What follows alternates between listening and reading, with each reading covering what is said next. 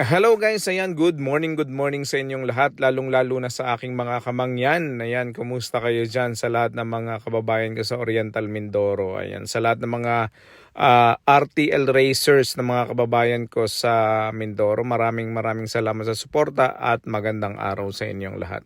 Sa lahat ng mga supporters natin dito sa channel, kung saan man kayo nandun, maraming salamat sa suporta and maraming salamat sa panonood sa ating mga video. Ayan. So, this is Anthony pa rin, ang palagi nyo nakakasama at nakakakwentuhan dito sa ating mga videos. No? Sa araw na ito guys, ang pag-uusapan natin ay walang iba kundi yung ating ilan nga ba ang na-harvest natin, ilang tray, ilang eggs ang na-harvest natin ngayon doon sa ating 1,100 heads. No? So bear in mind, yung atin pong second batch na 600 ay nasa 35% pa lang po ang yield at the moment. No? So 22 weeks at nasa around 35-40% pa lang po tayo. So ngayon guys ay yan ang ating pag-uusapan. Kukwentahin natin kung ilan na yung ating kinikita o magkano na, ilan na yung trays na nakukolekta natin sa ating 1,100 chicken. At lahat ng yan pagkatapos lang ng ating maikling intro.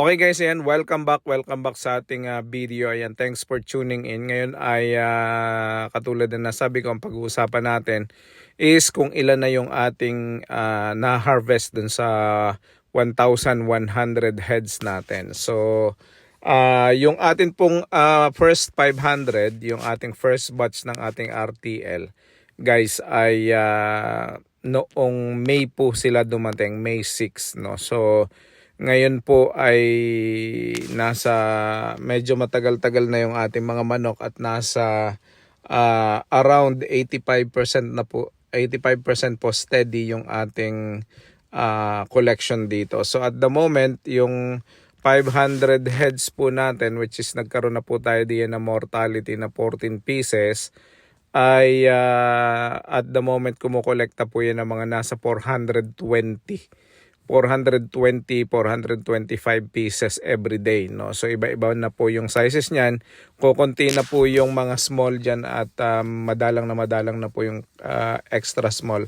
Kalimitan po diyan ay mga medium at saka large at XL na. So medyo malalaki na po ang pinoproduce ng mga manok natin ito. Yung mga extra large po ay mga double yolk na siya. So napakagandang pang-ulam dahil dalawang yolk na yung ating makukuha. Talaga namang napakasarap at napaka-fresh ng ating mga itlog. Ayan. So, yun pong ating second batch, which is 600. Dumating po yun ng August 8. No? So, ngayon po ay September 24. So, medyo lampas na po siya ng 20 weeks. Ngayon po ay 22 weeks na siya, magto 23 weeks na. So ngayon po ang yield niya ay nasa 35-40% na siya. So ang amin pong huling collection kahapon ay 250 na po ang aming collection sa aming second batch. So all in all po, ang ating collection sa atin pong dalawang batch, yung first batch po natin at saka yung second batch, ay mga nasa around 670 na. So yan po ang ating collection, almost 50% na sa atin pong yield, no? Pero bear in mind, yan po ay magkahiwalay ng batch at yan pong second batch ay hindi po namin pinipersang mga itlog. Kasi ang nangyayari po ay pag pinersa natin sila mga itlog, pinailawan agad natin, pinainom na natin ng egg boosters, nagkakaroon po ng mga prolapse. At yun pong experience namin dun sa nauna ay binigyan agad namin ng egg 1,000, tapos pinailawan po agad namin ng mas maaga. Marami po agad kaming namatay na mga manok dahil nagka-prolapse po sila. Dito naman po sa pangalawa ay yung mga natutunan namin dun sa unang batch, ini-apply namin dito sa pangalawa. Awa naman po ng Diyos, after so many weeks naming inaalagaan itong aming mga manok ay dadalawa pa po yung mortality natin. So all in all 16 na po yung ating mortality dito sa ating mga manok. So yan po ay isa sa mga hindi natin may iwasan na reality na magkakaroon po tayo ng mga mortality sa ating pong mga manok. So yon, 670 po yon ang aming collection. At yung collection na yun po ay iba-iba ang sizes. Meron pong peewee dun sa mga bago pa lang, meron pong extra small, at meron pong small, at meron din pong medium na. No, doon po naman sa luma ay extra small po madalang, tapos small, meron pong mga isa, dalawang tray. Tapos yung the rest po ay medium, large at XL na. So mas marami na po yung medium, mas marami na yung large, at meron na rin po tayong mga XL. Pero wala pa po, pa isa-isa, dalawa pa lang yung mga jumbo na nakukuha natin. No? So anyway, so kung kukwentahin po natin guys, yung atin pong collection ngayon ay mga nasa around yung 670 po natin na collection divided by natin sa 30 yan.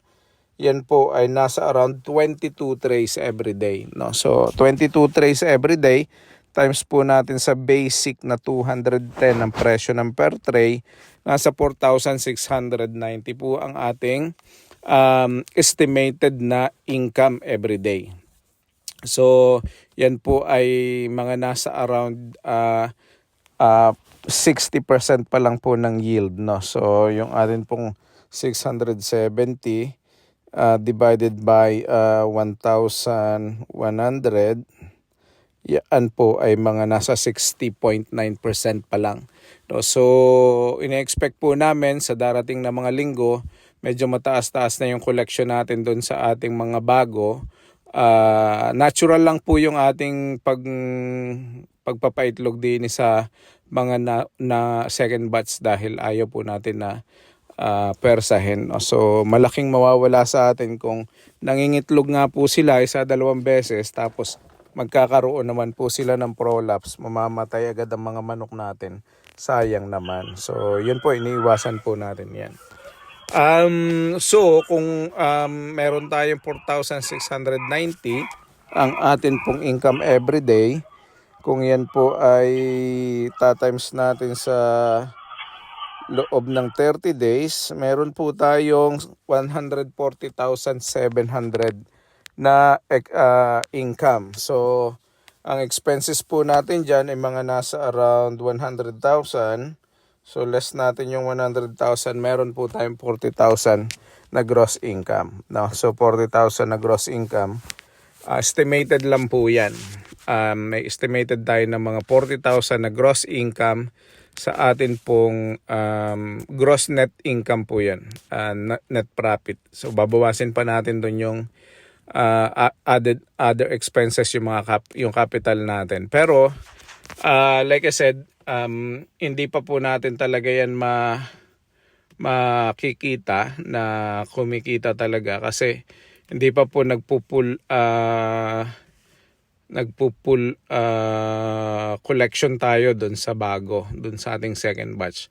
Pagka yun po ay nag-yield na ng mga 85% din, so makikita na po natin kung magkano talaga yung income ng 1,100 heads natin ng mga manok. So okay guys, maraming salamat, at kung kayo ay may mga tanong paano alagaan itong ating mga manok ay i-comment nyo lang down below. At thank you so much. Kung gusto ninyo ng detailed computation, comment down below at atin pong i-compute ng ayos yan.